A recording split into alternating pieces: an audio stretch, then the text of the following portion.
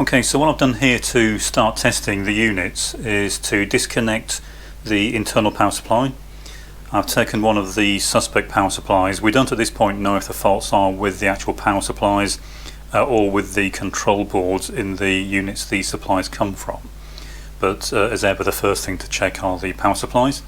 So what I've done is I've taken the top cover plate off. Obviously I don't need that in place to do some basic testing, but it does mean I can't run the paper reels. So what I've done is just tie up the paper tension arm. I have to do that because there's a switch on it that detects the paper tension, and if the paper is simply removed and the switch opens, then the unit will just show it as a fault and it won't then enable the supplies.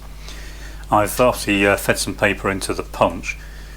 I've been through and I've checked all the basic power supplies as best I can, but they are not always enabled. They're only enabled when the punch is actually doing something. If it's reading or actually punching, then different supplies are enabled depending on what's required. The way I've got this whole thing configured is the serial cable is still plugged into the back of the unit, because the cable that's on the back of this one isn't plugged into anything. It's just a straight through cable. It's not connected to power or anything, so I don't need to worry about connecting that. I can still connect my serial cable direct to this unit because that's the one that's now connected to this power supply. Okay, so what I'll do now is I'll try and send some data from the PC. I've got it all configured so it should talk to this, and it was talking to it previously. So we'll see if the power supply allows it to actually communicate with the PC, and see if any faults appear. As usual, I'll have the terminal screen up in this corner so we can see what's actually going on at the terminal.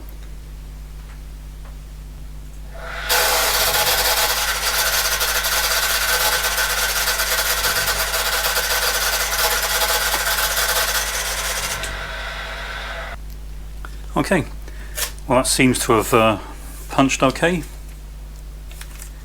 So what I'll do now, I'll put this into the tape reader and see if we can read it back into the PC.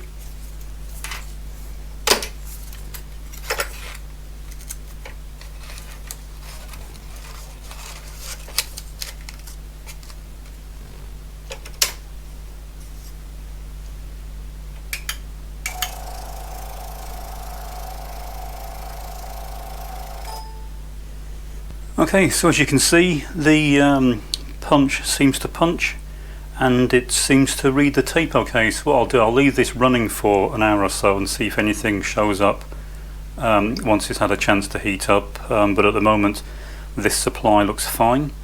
I haven't done anything to it yet other than connect it, so I'll try moving it around as well to make sure there are no loose connections or anything that's intermittent.